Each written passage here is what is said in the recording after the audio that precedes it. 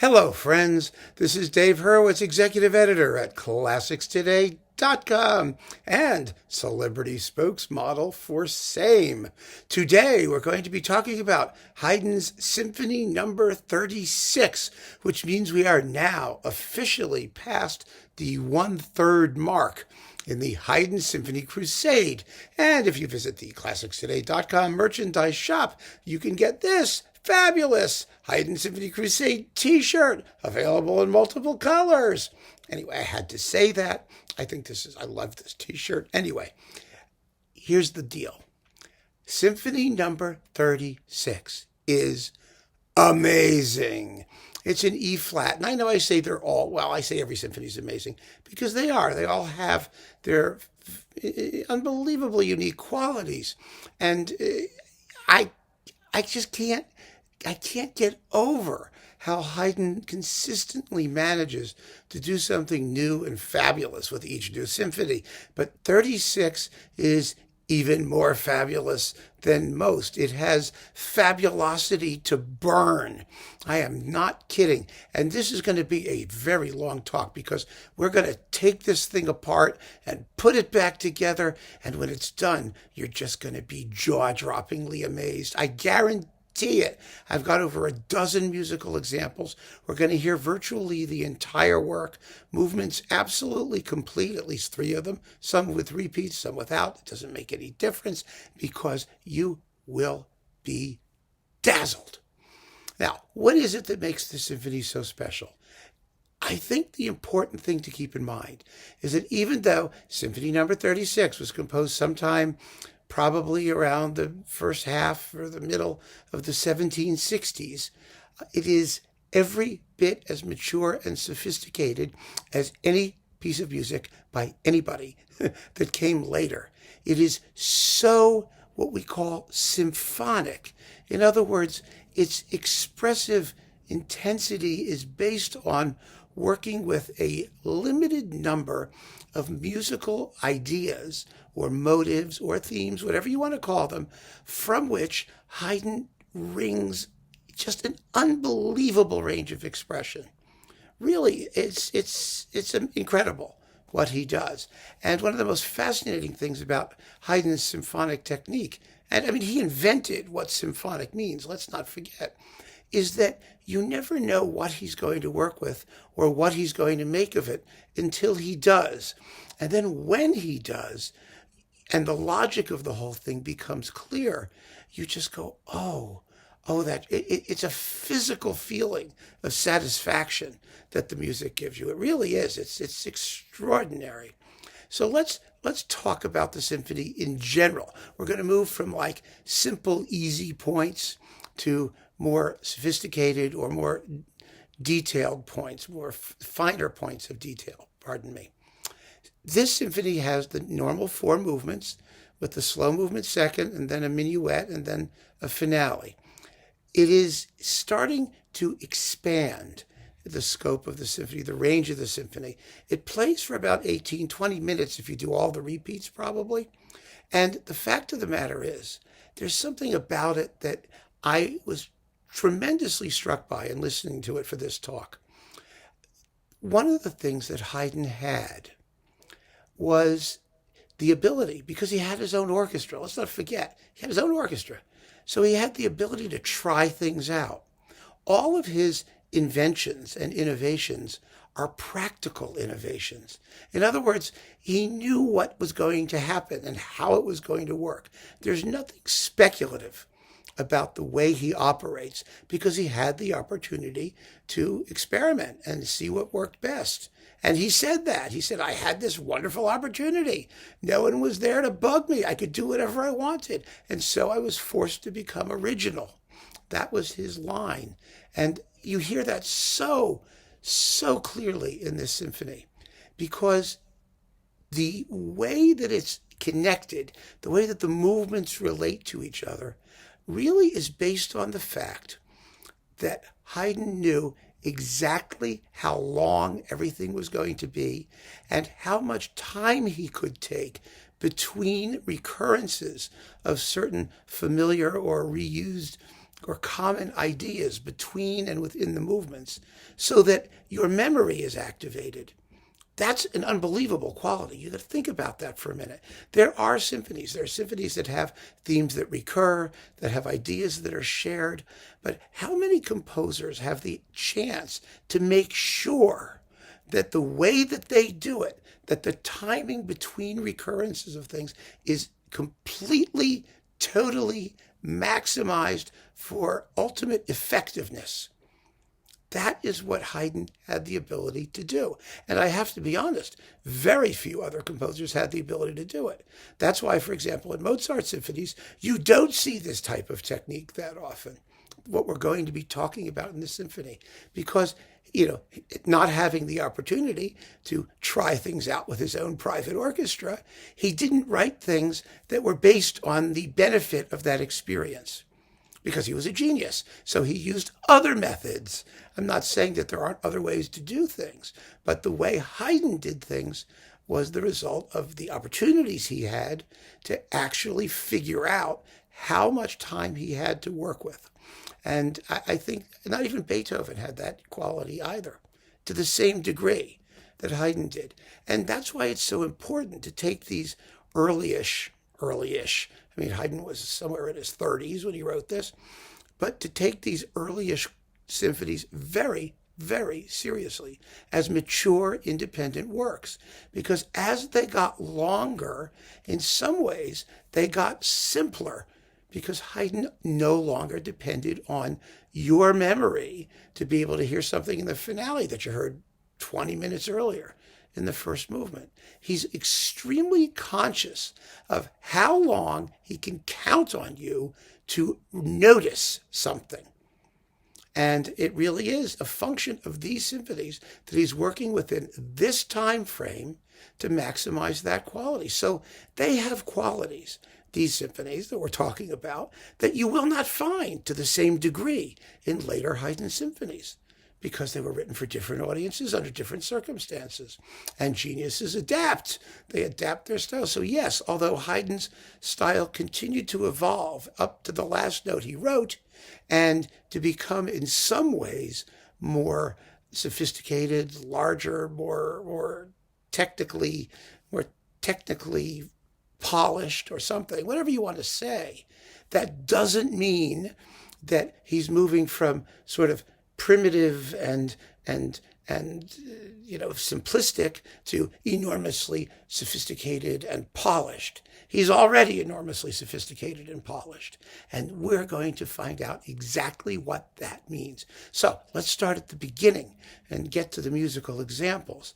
Now, this symphony is scored for the normal Haydn orchestra of the day, which is just 2 oboes, 2 horns, a bassoon with the bass line, a harpsichord continuo if you want to use one, which you don't need, and the usual strings, and that's all it is.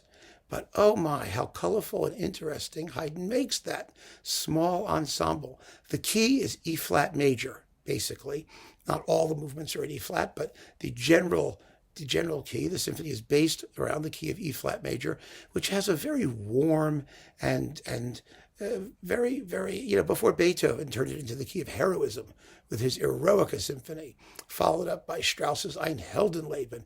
But in general, the strings have a very warm sound. It's a very comfortable sound for the orchestra. It creates a rich, full sonority. And we're going to hear that very, very much in this symphony. Now, let's talk about the general form of the symphony.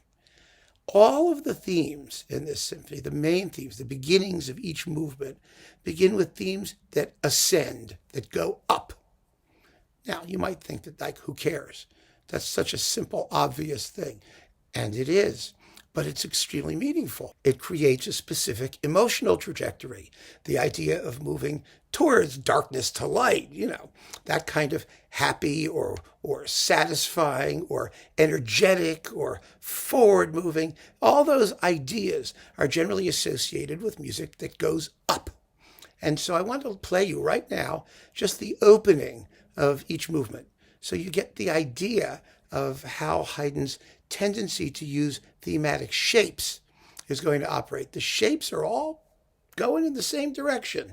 And that's one of the things he uses to bind the piece together. So here's just a little excerpt that gives you the beginning of each movement with a little 1 second pause or so between them. And take a listen.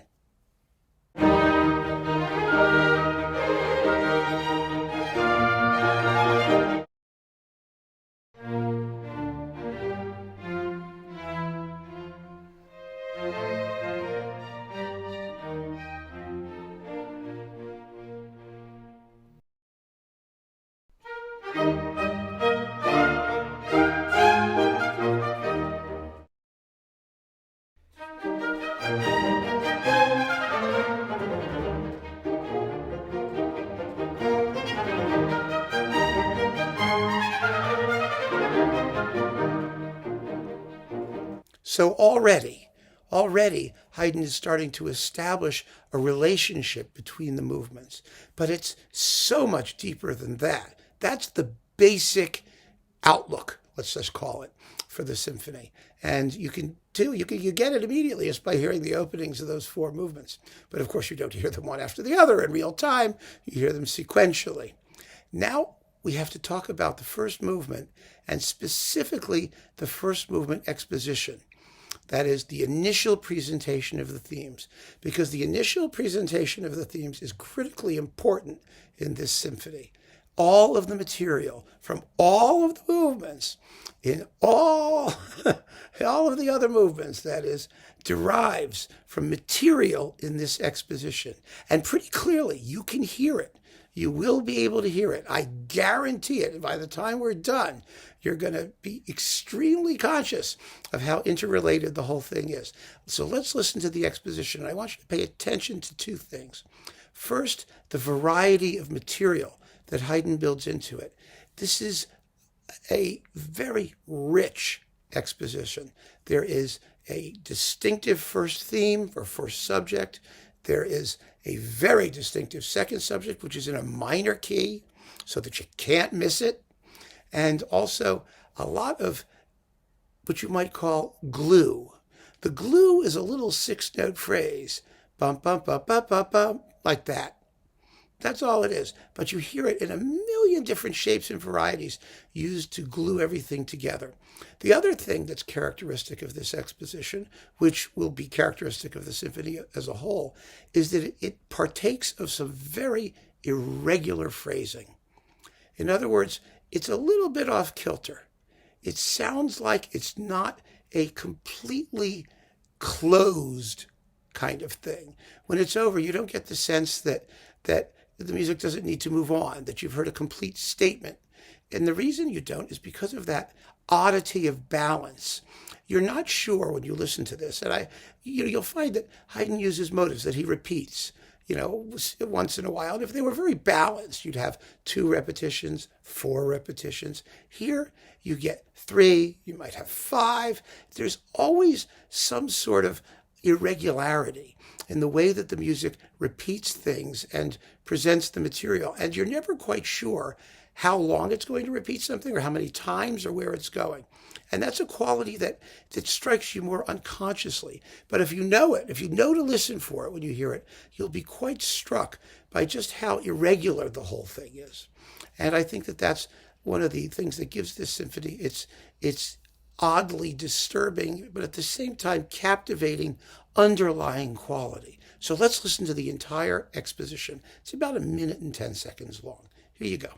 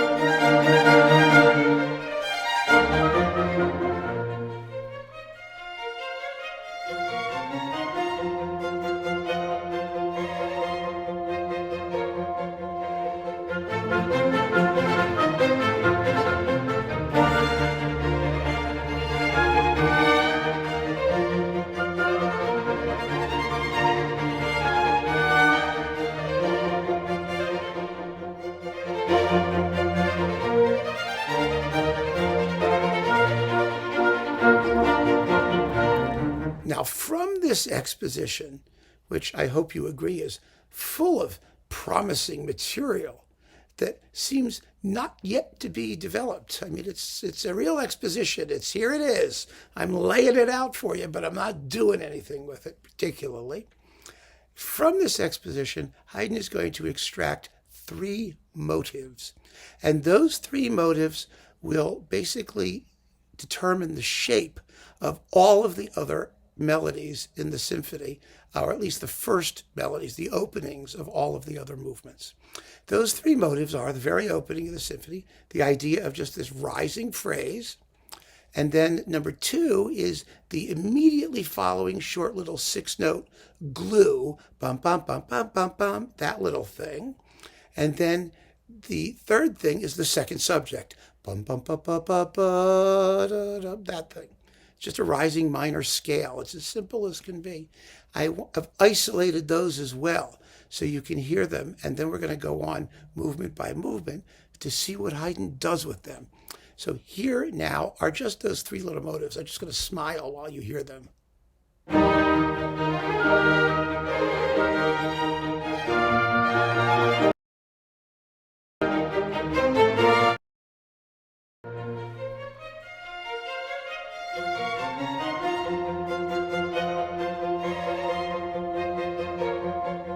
There you go. The 3 basic motives. And from then on, the sky's the limit of what Haydn is going to be able to do with them. So now that you know those, I want you to hear the entire first movement without the exposition repeat, because we just heard the exposition, so you don't have to hear it twice. We're going to hear the whole movement all the way through. One of the things that really determines how Haydn is going to work with this material is the fact that the development section in this symphony is extremely long, relatively speaking, and the recapitulation is rather short. It's somewhat abbreviated because you've heard everything worked with extensively in the development section. If you were to take the piece apart, you would find that the exposition, which is like 1:10, 1:15 seconds, and the development section are exactly the same length, whereas the recapitulation is about 15 seconds shorter. It's a little bit shorter. So there's a lot of working with the material, and that's a signal. Haydn's saying to us, listen to how much I make of this because I'm going to be making more of it. There's a lot of work in minor keys as well in this development. Most of it is in minor keys. That makes the movement even more, I think, expansive and expressively wide-ranging. Although, as always with Haydn, he's working on a relatively small scale. He's not going to use up tons of time, but it seems that there's a lot in it. And that's the point. So let's listen to the entire movement now, all the way through.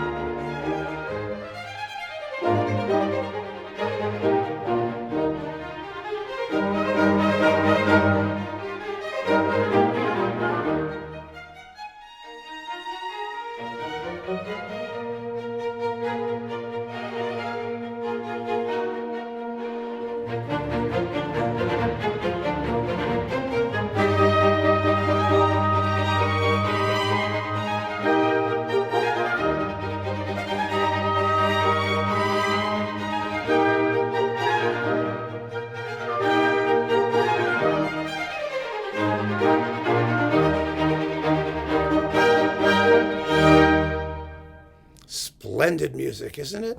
I think it just has a richness to it, a joy in its own creative process that you can really hear quite vividly. This is performance, by the way, on Naxos, is with with Helmut Muller-Brühl and the Cologne Chamber Orchestra. It's quite fine, and I think a very intelligent interpretation. So, the second movement now, the slow movement, is written for strings only. One of the things about the second movement is that it's essentially a dialogue. It's almost like an accompanied recitation from an opera. You hear a declamatory unison statement from the full orchestra, and then you have a solo violin and a solo cello, who are your singers, and they're going to present the main melodies. But that unison thing keeps happening. It interrupts what they're doing and accompanies what they're doing. It's extremely similar in concept to the slow movement of Beethoven's Fourth Piano Concerto, which does something extremely similar. It's a dialogue between, in Beethoven's case, the string orchestra and the piano. And Haydn does this way before. I mean, he's 40 years before Beethoven, at least, when he wrote this symphony. But it's an extremely similar concept, and it's a common concept. The interesting thing, though, is that the orchestra, the theme of the orchestra, bum bum ba da ba bum bum ba, that is motive number 2, bum bum bum ba ba bum, that we've already heard from the first movement. It's just in a different rhythm. Now, I have to say, you may not hear that at first. I'm going to play them for you. I'm going to play you that motive. That is motive number 2, followed by the opening unison of the slow movement, so that you can hear them next to each other. But the slow movement, of course, is in a different key. And so it may at first sound to you as though it's far more different than it really is. The reason I noticed it is because I found myself, after listening to the symphony a few times, humming that second movement, because it's very catchy, that opening, but humming it in the key of the first movement, in E flat. And when you do it in E flat, you realize that the notes are exactly the same as that little 6-note sniglet. It's only the rhythm that's different. And I was really, it was one of those subconscious things that really opened the door to me into the way Haydn operates. So let's, as an introduction, listen to the motive number 2 from the first movement Exposition, followed by the opening of the slow movement in its complementary key.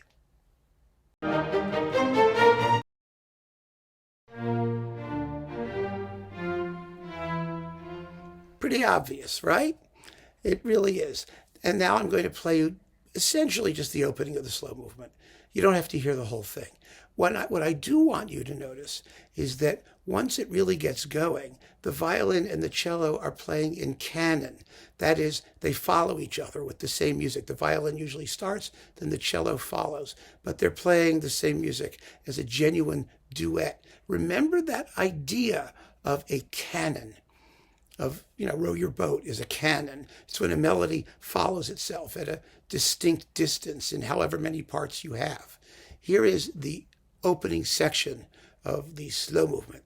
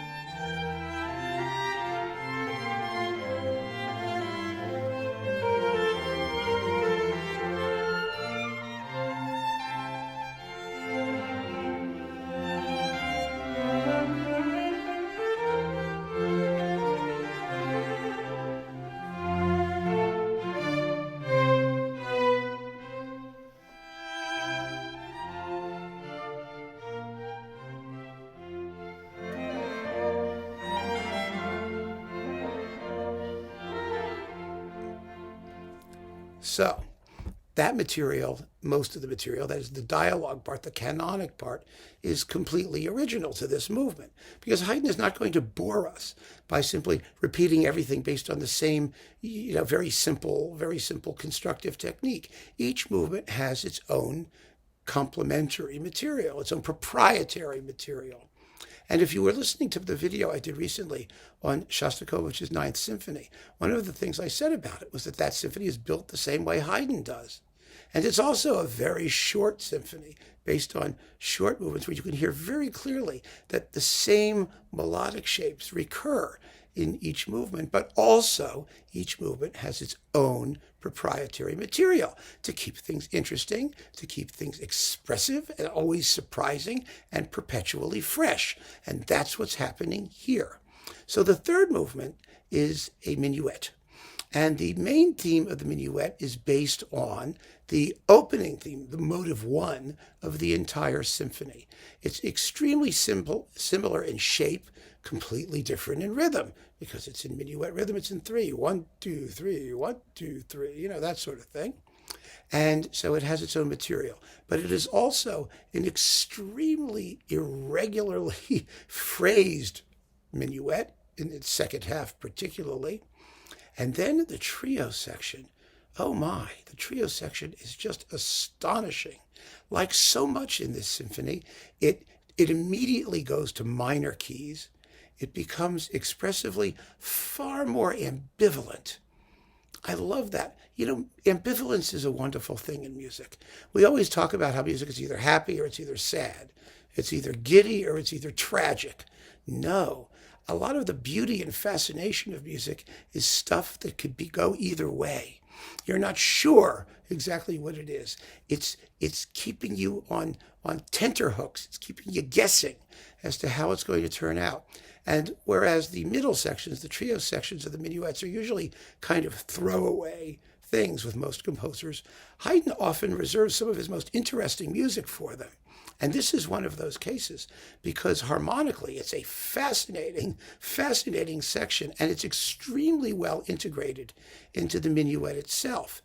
In other words, you don't feel that the music is going to stop completely, and the trio section is totally unrelated, and it's a completely separate thing. It's not. It leads back naturally to the return of the minuet, which is why you have to hear the whole thing. repeats and all. I'm just going to play you the whole thing because you've got to hear how the pattern gets going in the largest sense. Now, as we did with the second movement, I want you to hear a little bit of introduction. I'm going to play the first motive from the very opening of the symphony, followed by the opening theme of the Minuet. Here they are.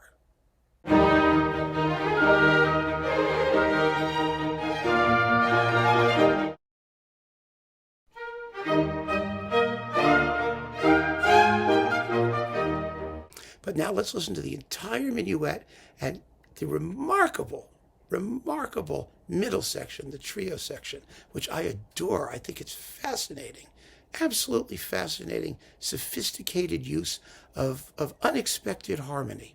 So, here we go.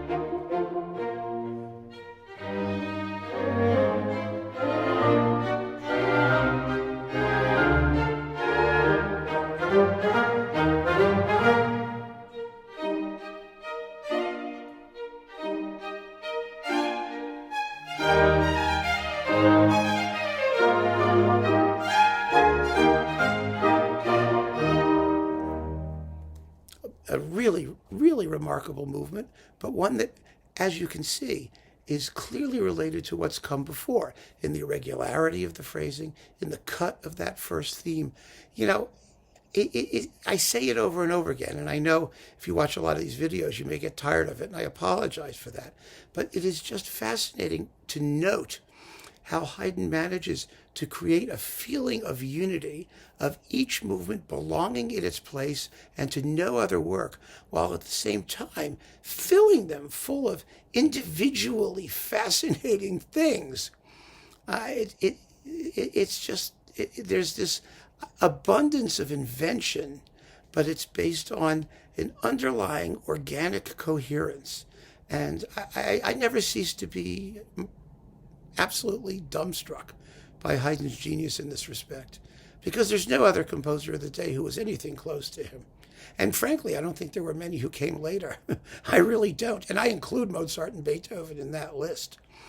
There is nobody who was able to put together a cohesive musical organism in this way, in quite this way.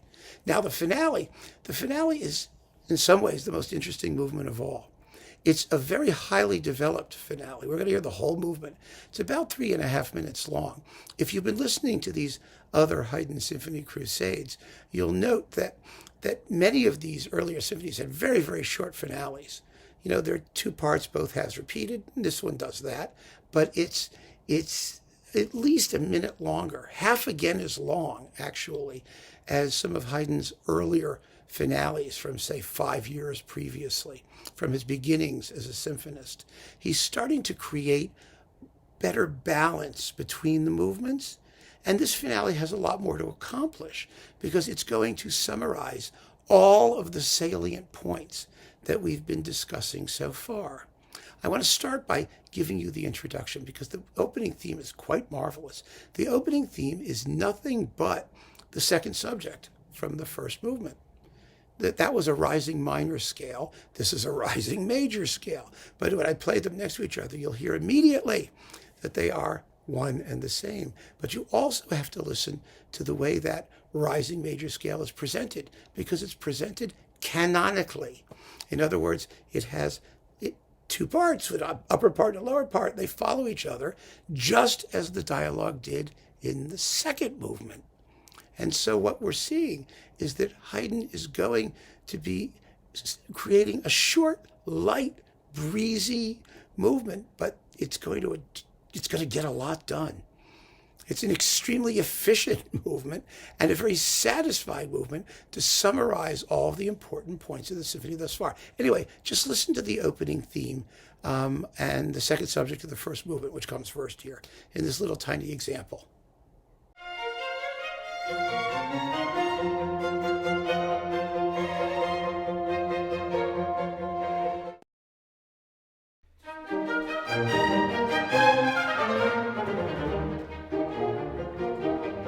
There you go.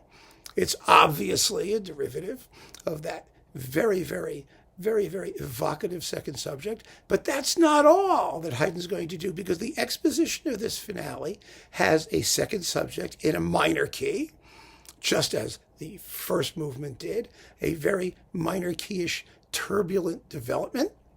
And it also has that very irregular phrasing that we heard in the first movement that keeps you guessing about what's going to happen next. And I have to play this movement without repeats, because part of the genius of it, and we heard this before, and I think it was 35 or maybe 34, I don't even remember. No, I think it was 35, how in these finales you really do have to play them complete. In the earlier symphonies, I could let you just listen to it for its breezy jollity without repeats. But now you need to know, because Haydn is thinking in terms of the repeats. He's thinking in terms of creating a sense of scale and a sense of also formal relaxation and amplitude by never quite letting on how many times you're going to hear the opening theme. It has to be repeated as many times as he does it for you to get a sense of this finale, because it sounds much bigger than it is. That's the trick. In order to give the symphony this satisfying conclusion, he's written a movement that incorporates all of the main ideas that we've had: irregular phrasing, canonic themes that follow each other, minor key second subjects, the resemblances with all the motives. It's all in this finale, and he gets it over with without repeats. It would take about 2 minutes, 1 minute and 45 seconds. With repeats, it's double that, obviously, but it sounds so much more. What's the word? I don't say it sounds longer, because it never sounds too long. It just sounds complete, more right as a finale to this entirely sophisticated and extremely carefully worked out symphony. So let's listen now to the entire finale.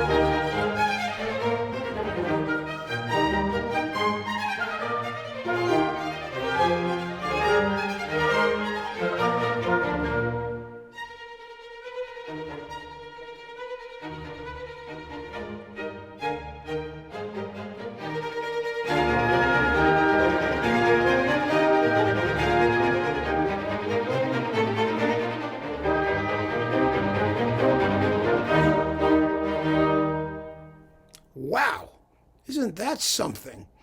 It really is quite amazing. It has the lightness of a finale, that feeling of relaxed movement that you want to hear at a finale, but it gets the job done. And it has a place in the symphony which is completely different from the expository place of the first movement, or the sort of character sketches, the exploration of the expressive implications of that first movement in the two middle movements. It wraps the whole thing up in a bow. Yes, we've listened to a lot of music in considering Symphony number 36, but I really, really hope that you've gotten a sense of just how amazing this symphony is, how mature, how sophisticated. I can't stress it enough. Haydn will do things differently later on, but but not better, if you know what I mean, because there will be different emphases of different qualities. In this symphony, Haydn has created a piece of music that is great and mature and brilliant as anything by anybody ever, period. If he had died the next day after writing this one, he would still be one of the greatest composers who ever lived. And people would be screaming about the genius of Symphony Number 36. But because he went on to do, another 60 symphonies or 70 symphonies or so, people think, well, they have no time for these earlier ones. And that's their loss. But it doesn't have to be yours. So keep on listening, folks. Thank you so much for joining me. And join the Haydn Symphony Crusade. Tell your friends. Wear your T-shirts. Let them know there's a happening going on here, and you're going to want to be part of it. Take care.